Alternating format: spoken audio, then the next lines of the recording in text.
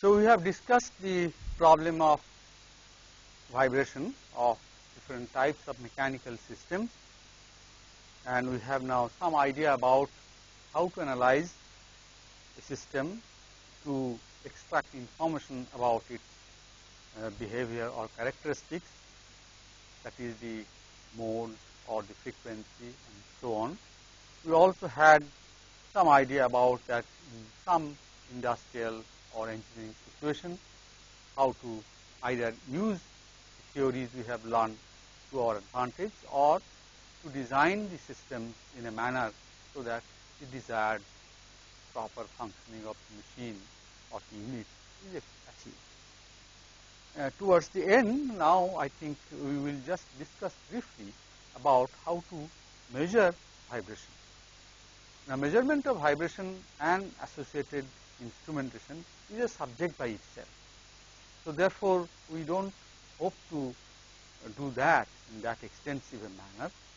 Our objective will be here to give a very brief introduction to vibration transducer, that is pickups, which are commonly used.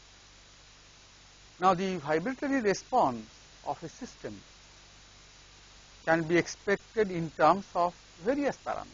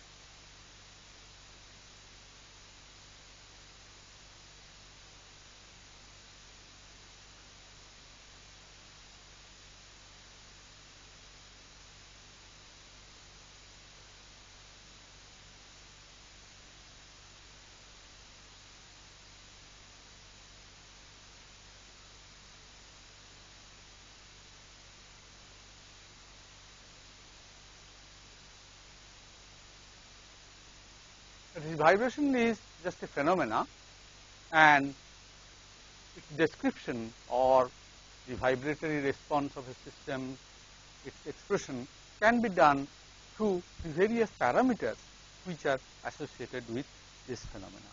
So, these important parameters, one is frequency of vibration,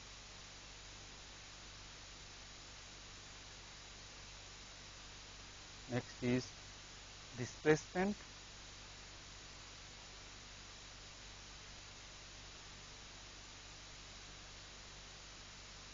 next is acceleration,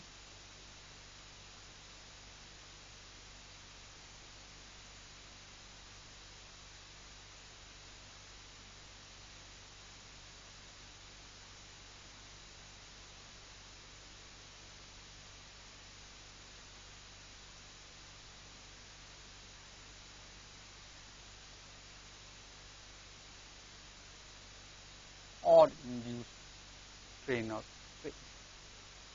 Now, which parameter is to be used depends on the objective of the particular experimentation and also the field of application. For example, if we are measuring the vibration of a system with an objective to figure out what is the source of this vibration, then the best will be to find out the frequency, not amplitude or other things, because in a machine there are many sources of unbalanced forces and moments. There may be various rotating shafts with rotating members, and if the predominant vibrational frequency of the machine happens to be coinciding or matching with one of the rotating members, we know there must be some substantial amount of unbalance present, and that is the source of vibration. So, we can rectify this situation. Sometimes, for example, we are interested in analyzing or studying the comfort of drive or comfort of ride in case of a vehicle mechanics problem. So, there we have to find out the acceleration to which the passenger or the driver is subjected. So, therefore, we will measure the acceleration in such cases, or that will be the predominant parameter. Similarly, if we are investigating the fatigue life of a structural member, then in such cases induced strain or stress will be the predominant parameter. So, like that, it depends on what we want to do, what kind of usage will be of our experimental results, that will tell which will be the predominant parameter of measurement. Now, vibration measurement is done through transducer.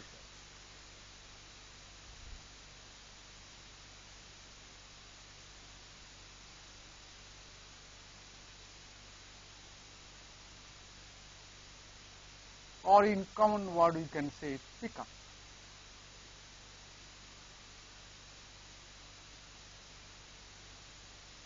The transducer's job is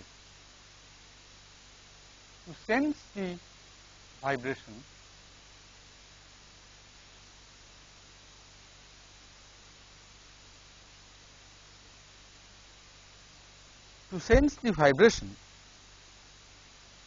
say which is a mechanical movement,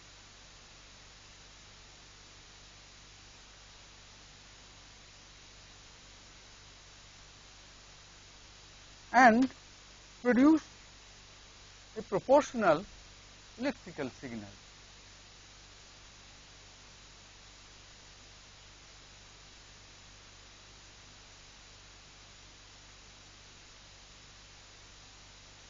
Which is proportional to vibration parameter.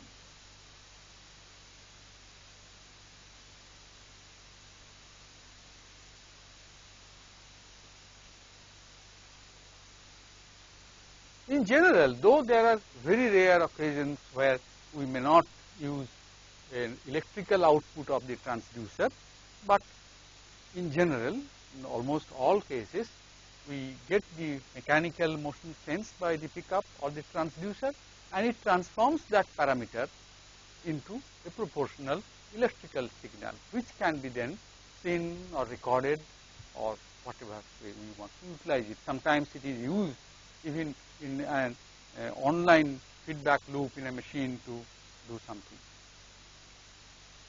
So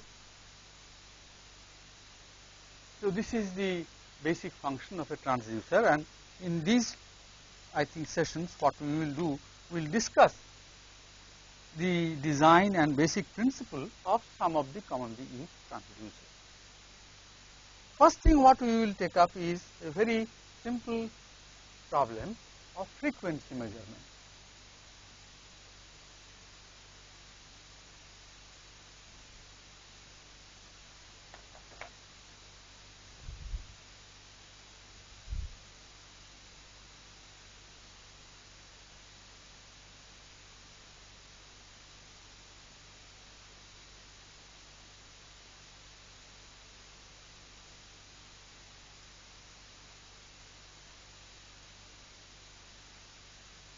Now, frequency measurement in many situations may come out as a byproduct, like say for example, if we can sense the whole signal, obviously frequency, amplitude, velocity all may be simultaneously sensed.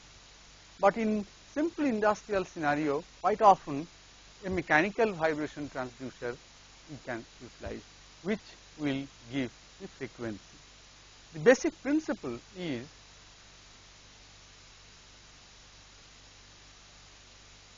the transverse vibration of a cantilever beam.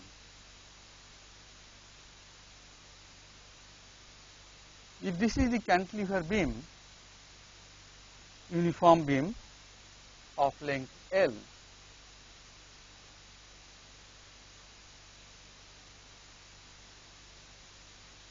then the natural frequency in the first mode is proportional to 1 by L square that we have seen. This is nothing but omega n. This is the circular natural frequency, this is in hertz, this is in radians per second. So therefore, if we can have an arrangement through which we can adjust L, then its natural frequency will change. And then what we will use? We will use the principle of resonance. if we attach this to the vibrating body, the vibration will be most severe only when the natural frequency of this matches with the actual vibration.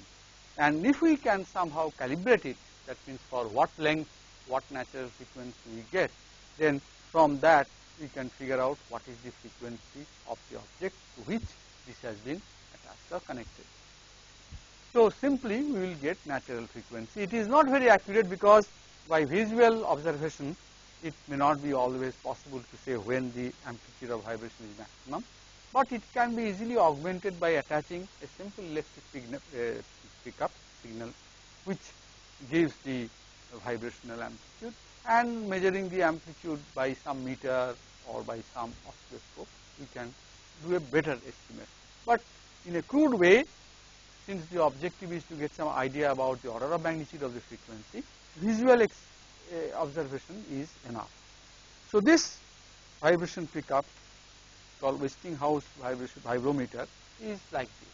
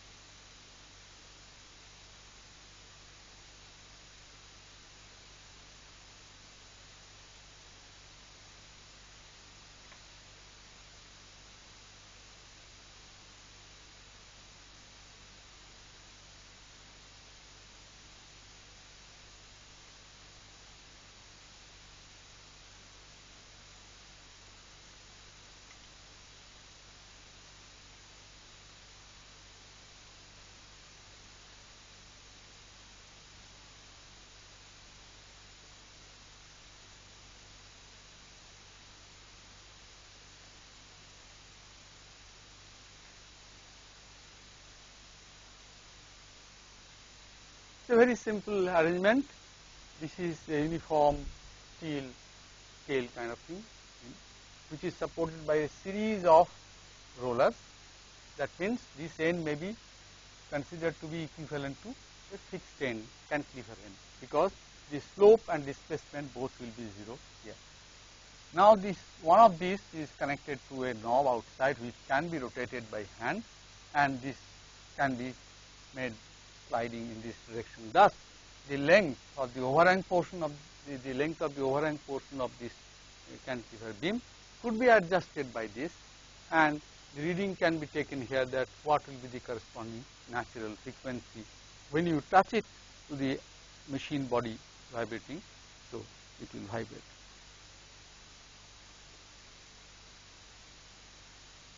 So, only one thing is we have to keep in mind, that this mechanical vibrometer, the range is from 2 Hertz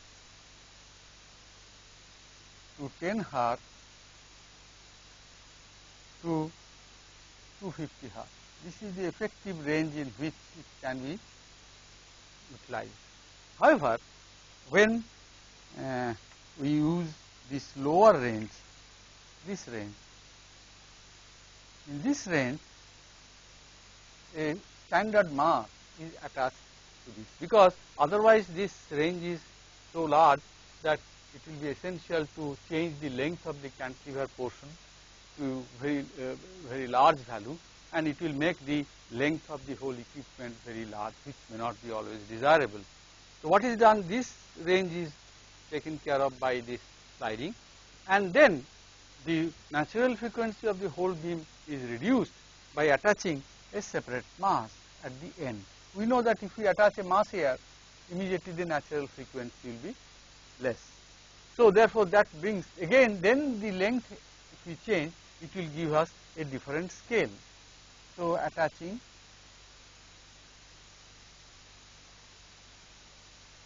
a known mass, known standard mass.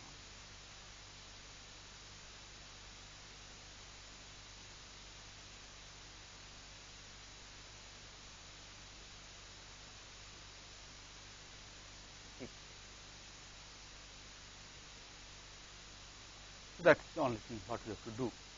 Here, one disadvantage is that at higher frequency, the sensitivity is less. What is meant by sensitivity is this, that here I think by changing the frequency, if the frequency changes, how much should be the displacement of this?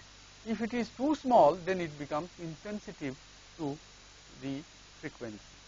Now, it can be easily seen that if we say that natural frequency is proportional to 1 by L square, or we can say natural frequency is equal to some constant by L square, then a small change in natural frequency, this will be equal to minus 2C by L dl. Now, from this again we know L is equal to square root of E by mu. If you substitute this here, this will become minus 2 square root of C by square root of mu dl. So, how much change is necessary for a change of frequency d sigma can be written now.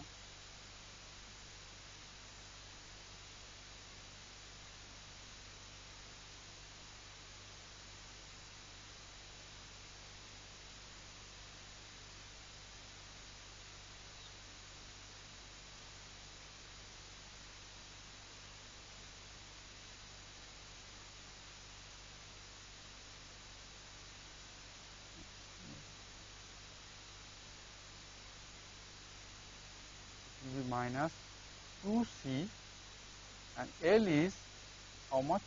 Square root of C square root of mu dl. So, change in the length is given by minus 1 by 2 square root of C nu d nu.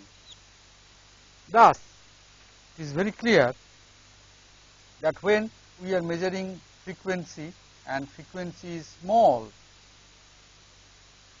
then the change of length required for a corresponding change or for change of the frequency, when this is small, this is substantial, but when nu is very large, for a given change in frequency, the change required here will be very small. So, it will be insensitive to this change of frequency at high frequency.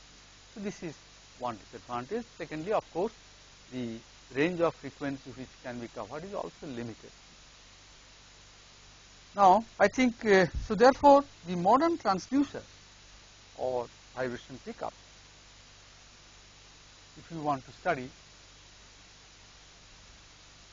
first let us see what are the various types or broad classification.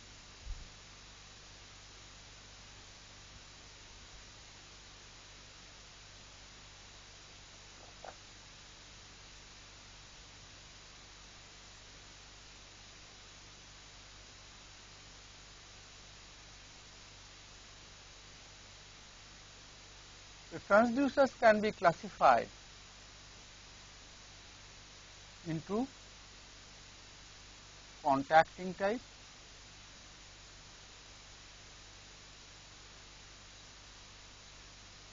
and non-contact type.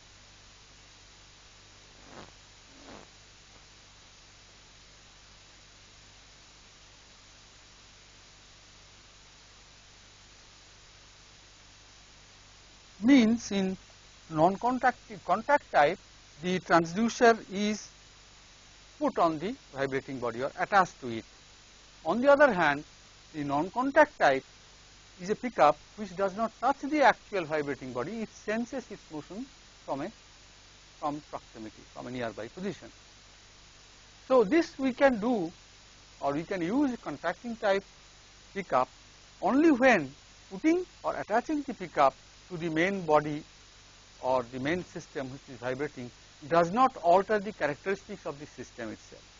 So, therefore, for big machines, rugged systems, etc., we can use the contact type vibration pickup because it will not have much effect on the characteristics of the system which we are going to measure.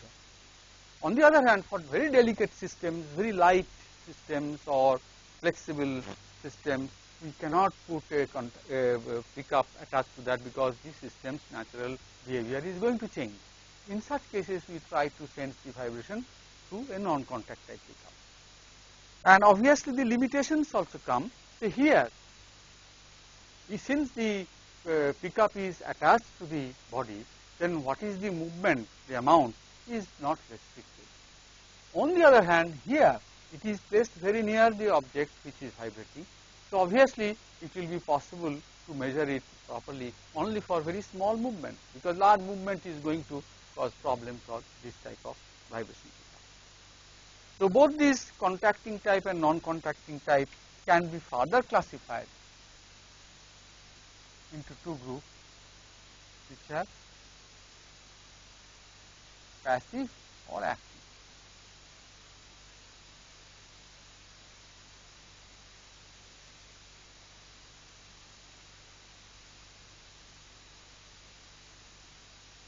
In passive type pickup, what happens? We do not have to have a separate electrical power source to activate the transducer or to get the result. On the other hand, in active type of vibration pickup, it has to be connected to a separate electrical source for its power, then only it will function. So, both types are there and they have their advantages and disadvantages. So, what we will do now, we will basic principle of certain transducers. So, what the fundamental thing we have to keep in mind is that suppose we use any type of contact or non-contact type of vibration pickup and we attach it to the body of machine or system which is vibrating. So, then the electrical signal what we will get out from this. Generally, this voltage will be proportional to velocity or proportional to acceleration. Generally, these are the two cases what we will get. Then what will happen? This can be computationally integrated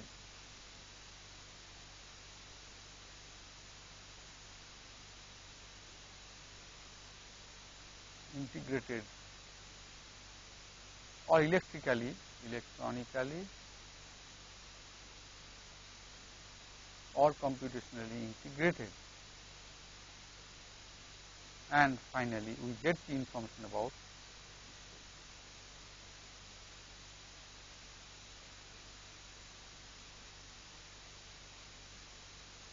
that is the basic principle. So we will start with the most common type of vibration pickup which are used. They are called seismic vibration pickup. Their basic principle can be understood from the analysis which we have already done for vibration with base excitation, because effectively these pickups are nothing but systems which are excited by the body to which it is attached. I am talking about contact type seismic pickup, and obviously it is nothing but a vibrating system with base excitation.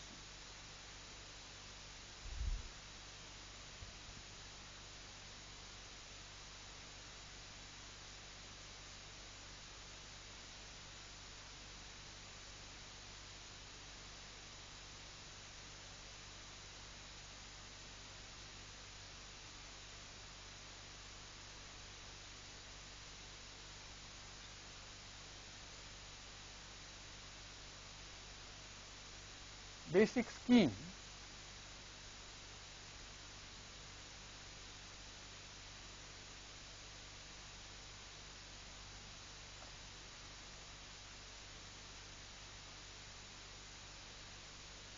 is like this.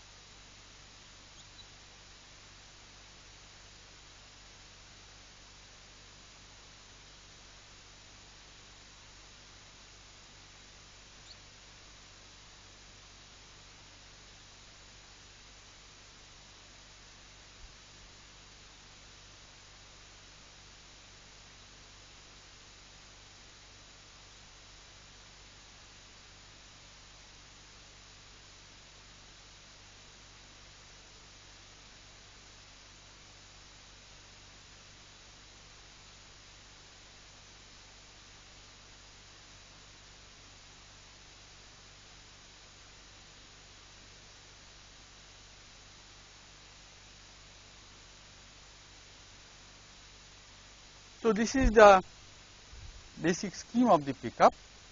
It is connected to the machine body or system body which is vibrating like this, and we call this vibration as a function of time.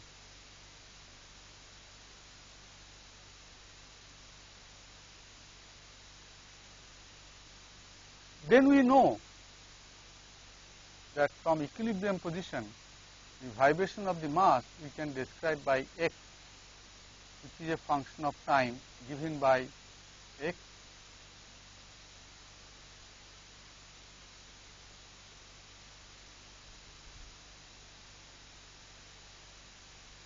Now, in such a situation, what we can really sense is the movement of this mass inside this container. That means the relative movement of the mass with the container.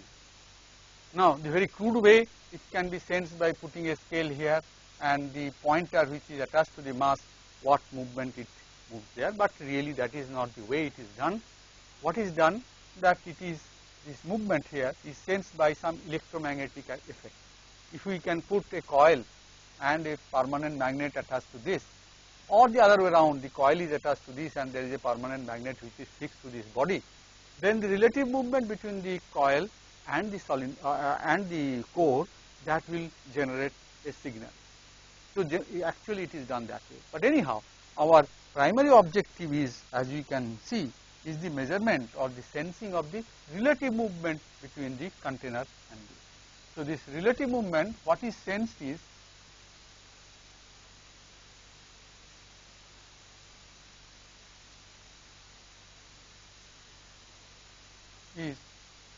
Z, a function of time, which is nothing but the relative movement between the two. Now, let us see the free body diagram.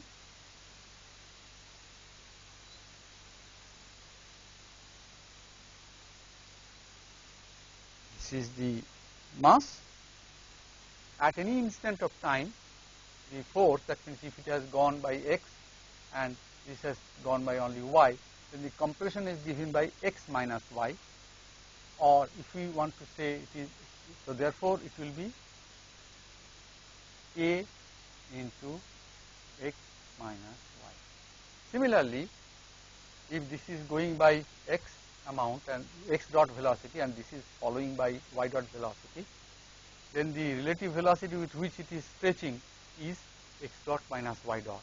So, and the force will be P into x dot minus y dot. Gravity we ignore because we know that if everything is considered from the equilibrium position, which is already under the action of gravity, then gravity will not play, everything will get cancelled. So, the equation of motion for this system will be m x 2 dot is equal to minus the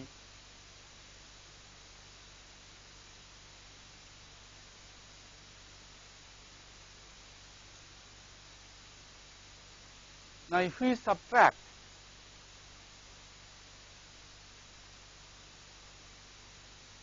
m y 2 dot from both the new left and right hand side, or we add minus my 2 dot on both sides,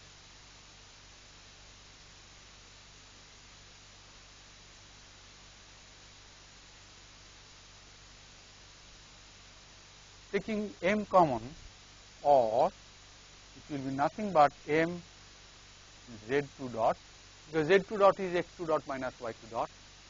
We take this e into z dot, which is nothing but z dot, plus k into z is equal to minus plus m omega square. If we use y is equal to this is used here. So now, this being the equation of motion, what will be the solution? Now we know in steady state, the solution we can always assume to be another harmonic function of time with the same frequency but at a different phase. So let the solution be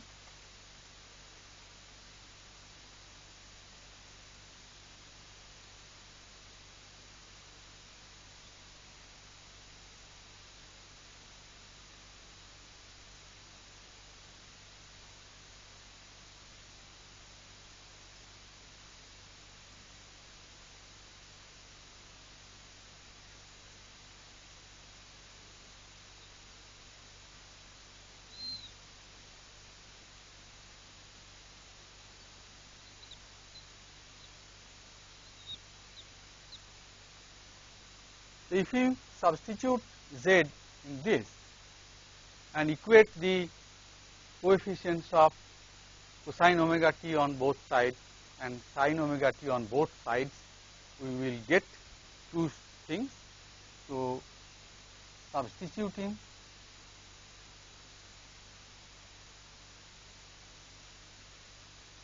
in equation of motion and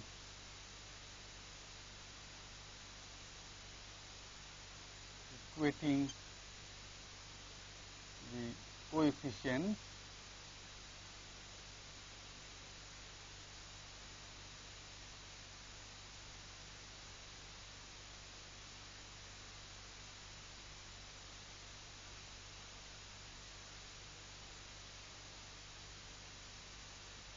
if we do that, we will get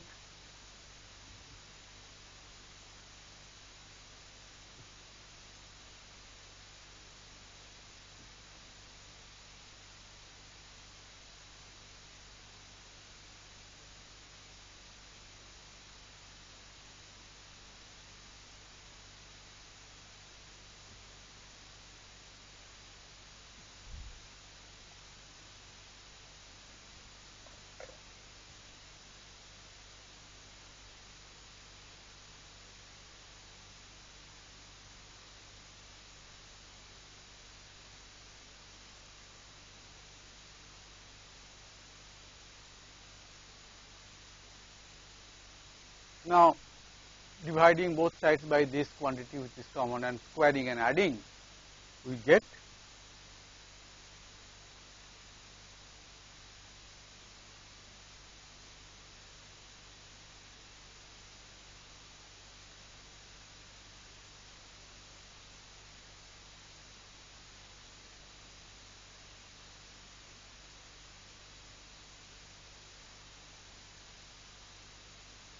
and using the same symbol which we have used so far, this will become nothing but if we divide both the numerator and denominator by k, this becomes omega square by k by m, that is omega n square, that is r square. R is the frequency ratio and the denominator becomes again then 1 minus r square whole square to zeta r square. And tan psi, if we divide this by this, tan psi will be given by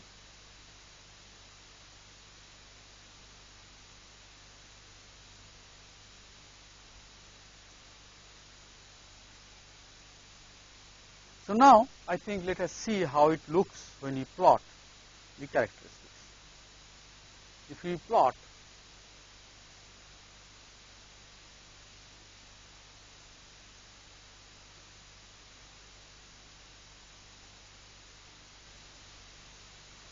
from this z by y characteristics, now you can see that for zeta, that means the damping, for various values of damping, the response curve is like. But as we have seen that for in this case when r is very large compared to 1, that is the case we are discussing, then z is equal to y, and as you have seen from this. So, but that really gives excellent result only beyond certain value of r. Now, to get the widest possible range, we should try to see that for which value of damping factor we get z equal to y at the earliest possible value of r, and as you can see that for the damping which is equal to 1 by root 2 or 0.707, the z by y curve approaches 1 at the earliest, and beyond 2.5 we can safely use this as the velocity meter.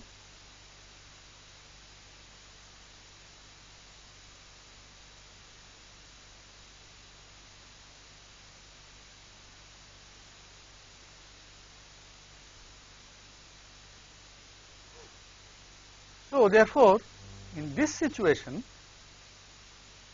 the value of natural frequency of the system or the seismograph should be very low, and the frequency which we will measure or the vibration which we will measure must be at a much higher frequency, so that r is much more than 1, and beyond r is equal to 2.5 we can get excellent result if we can match the damping factor to this value. Otherwise also they are all ultimately approaching 1, as we find from the asymptotic tendencies. Now, a pickup with low natural frequency, that means the natural frequency of such pickups are generally 2 to 5 Hz.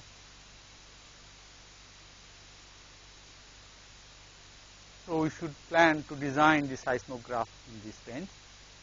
And one thing also must be noticed, that the damping factor, when we try to adjust, we should try to have as close to zeta is equal to this as possible. Anyhow, now I think let us consider the other extreme case. This extreme case was r much greater than 1. Now let us consider the situation when r is much less than 1. What does it mean?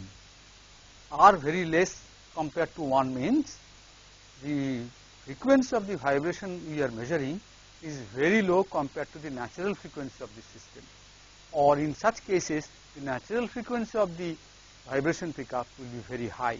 So that is case 2.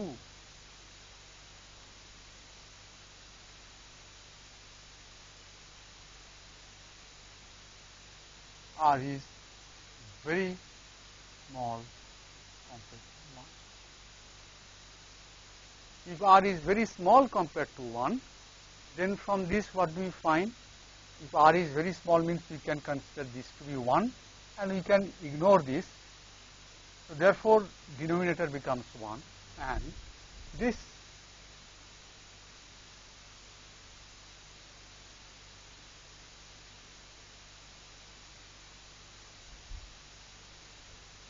so the whole denominator becoming 1 means z is approximately equal to r square into y, and we know that or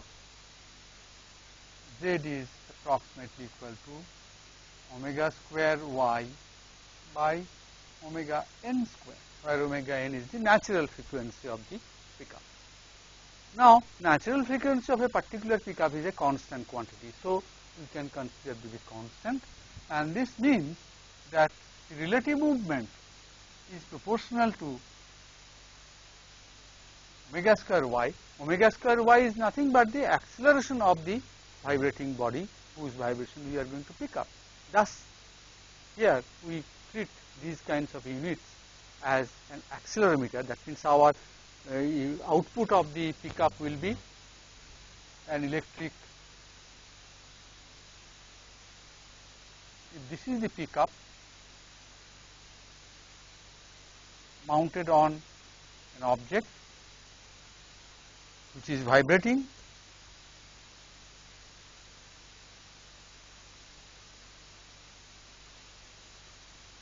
so its acceleration is omega square y, I mean the magnitude of that. If the output of this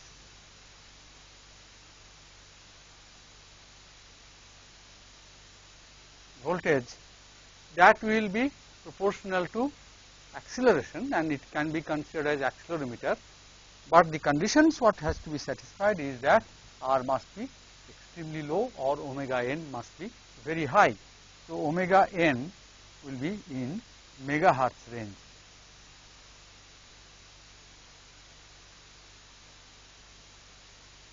Another important thing has to be also kept in mind, that here how do you generate this electric voltage? In the previous case we know we used magnetic electromagnetic induction and thus the voltage was proportional to the velocity.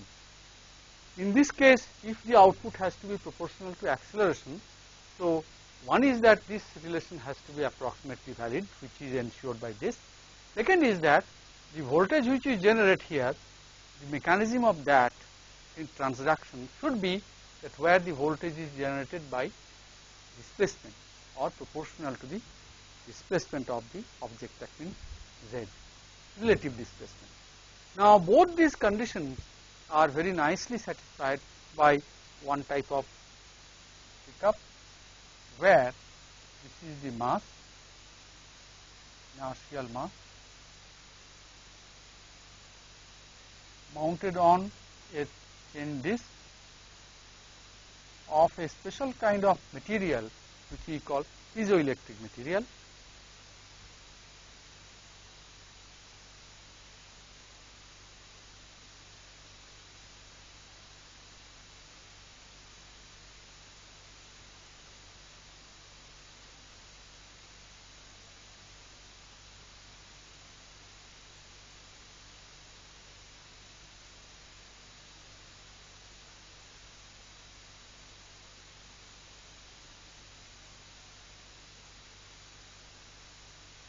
This is the container.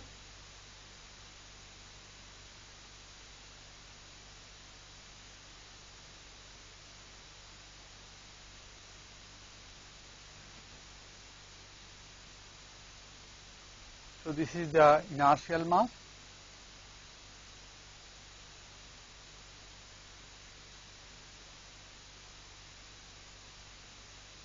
This is the piezoelectric crystal.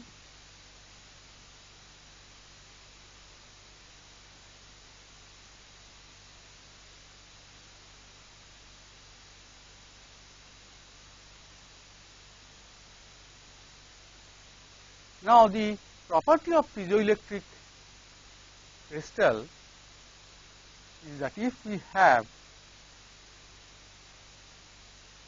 a piezoelectric crystal of thickness T, then if we subject this to a deformation by subcompressive force,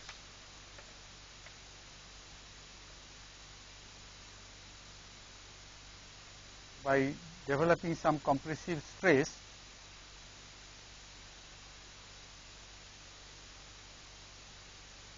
then a voltage is generated at this. That means, if we connect this, voltage E will be generated, which is proportional to the strain. That means, which is proportional to this displacement or this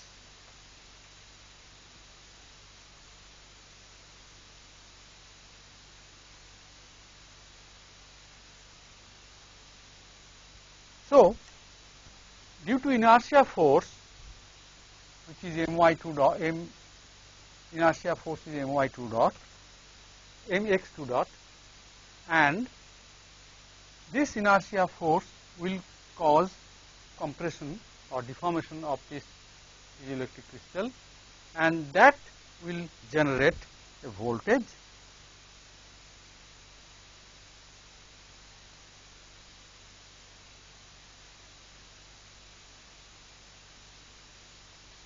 And this voltage will be proportional to this strain to which this is subjected. Strain means it is proportional to deformation, because strain is nothing but this deformation divided by the original thickness T. That means which T is constant, so it will be proportional to Z or the displacement. So, the voltage will be proportional to acceleration.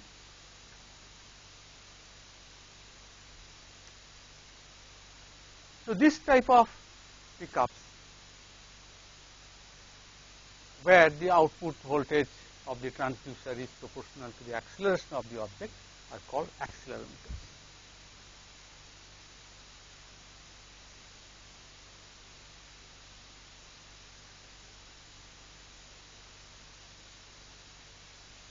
As mentioned here, since the stiffness of this piezoelectric plate can be very high, mass is small, so therefore effectively the natural frequency of this spring mass system, because it is equivalent to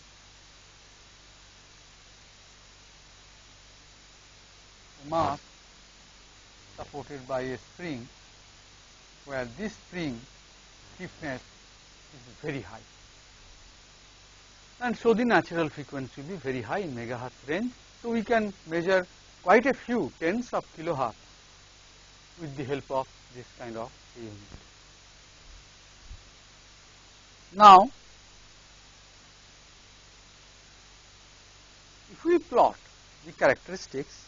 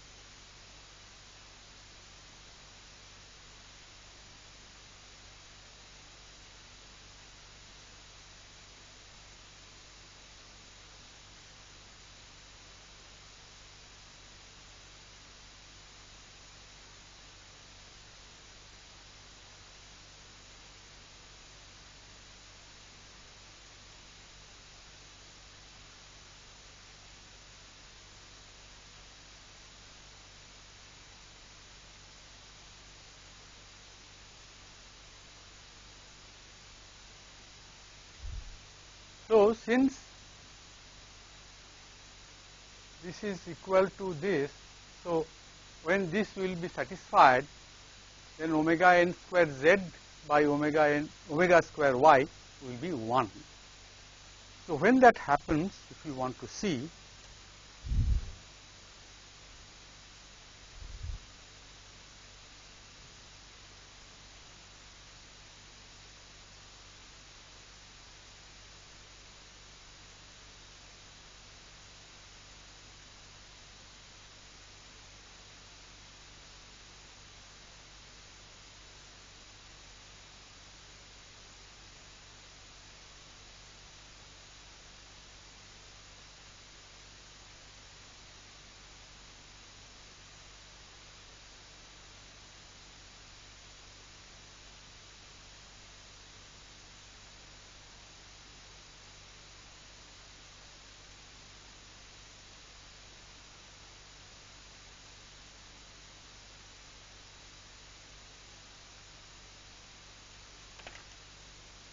so when we plot details, we can see now that here of course our condition is that r has to be very small.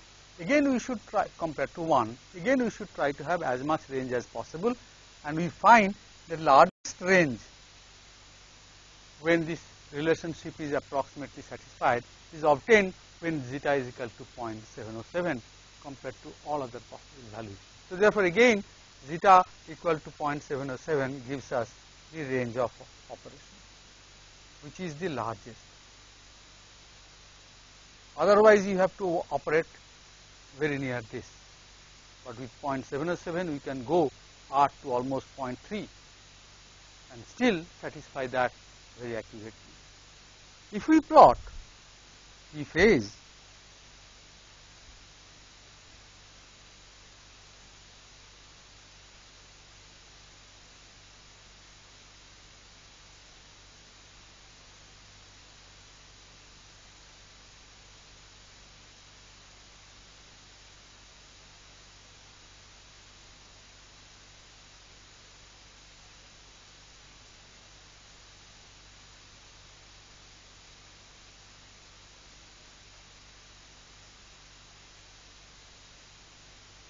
this,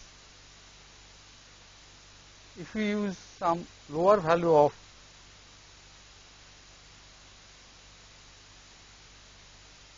zeta like this,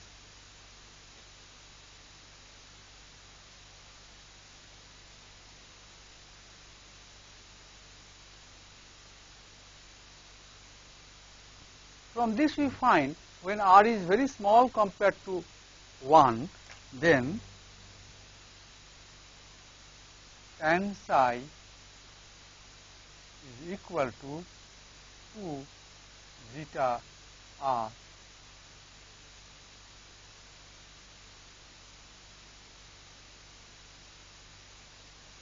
and if that be so, since zeta is never a very large quantity, so tan psi itself is very small. That means psi itself is very small, 1, and that tells us psi is proportional to r. That is why at zeta is equal to 0.707, you will find that we will get this approximate linear relationship the best. Others also will be like this. When r is very small, it will be straight line, but when r is even goes up to 1, it will be approximately a straight line for this particular value of zeta. This has a very important application or important result that we will now see. This proportionality of psi with r helps one to or helps the transducer to maintain the shape of the signal or the vibration what we are measuring without any distortion. That means the voltage which we will get will be a faithful reproduction of the actual vibration. So for example, so if the original vibration is something like this,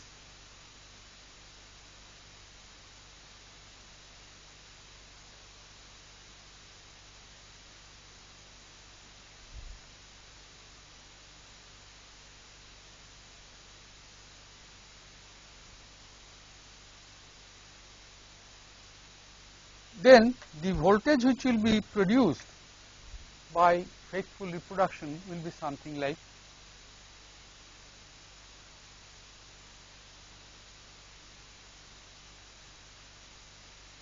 that means the shape will be very similar to the shape of Y. How it happens that we will see.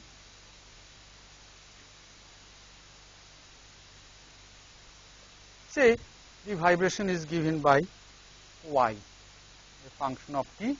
If it is periodic but not harmonic exactly, we can represent it through a Fourier series.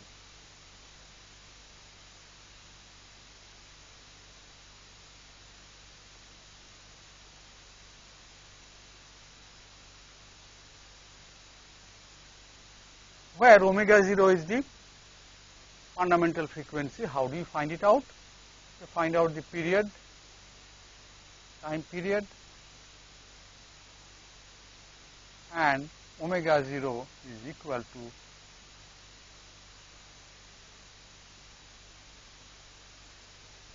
so we can easily from the vibration pattern of the basic object which we are investigating, we can find out omega 0. So this will be, so therefore the signal for the pth harmonic will be this signal is proportional to z, that means equal to proportional to omega square y. So omega for the pth harmonic is p omega 0. So it will be p omega 0 square ap y is equal to this ap cosine omega 0 p t minus psi. That is the signal generated by the pth harmonic. Now, if zeta is approximately 0.707, then psi is proportional to r, or we can say psi will be equal to some constant lambda into the frequency, that is omega 0 p, because r is nothing but omega by omega n, and omega is omega 0 p for the pth harmonic. So if we write it here, or the signal for the pth harmonic which we get is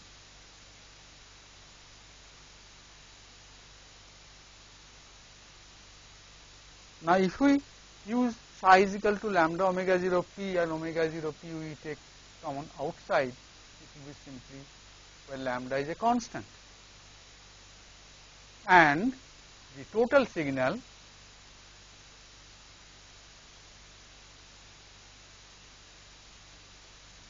will be sum total of all the harmonics.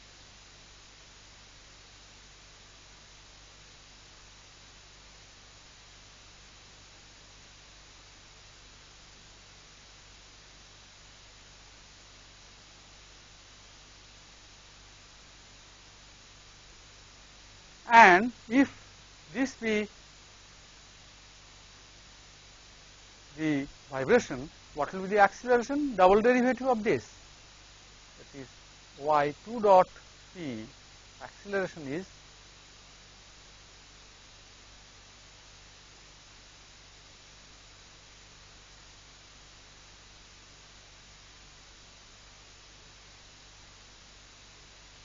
so comparing these two, we find that even if the vibration is not harmonic but periodic, the acceleration pattern and the voltage generated, that pattern, they are same, only there is a slight shift in the origin of the t, that is all, but the shape is undistorted. So that is one great advantage, and since accelerometers are used quite extensively, this property helps in the analysis. So therefore we find that the seismic type of pickups can be primarily of two types. They are both contact type pickups, as you can see, and they are also both we will see they are both passive, that means they don't require any outside power source. In the one extreme case, like when R is, that means the natural frequency of the system is very low. In such cases, it is treated as a velocity meter if the velocity or the voltage is generated by electromagnetic induction. On the other case, when the natural frequency of the system is very high and the operational frequency is generally very low compared to that, then what we generate as a voltage using piezoelectric pickup, which will be proportional to the acceleration of the system, and they are called accelerometers. Accelerometers by nature, because the whole thing can be very small and coincide, they are very small in the form of buttons. On the other hand, the velocity type seismic pickup are somewhat bulky. In the next presentation, we will discuss other types of transducers and vibration pickup.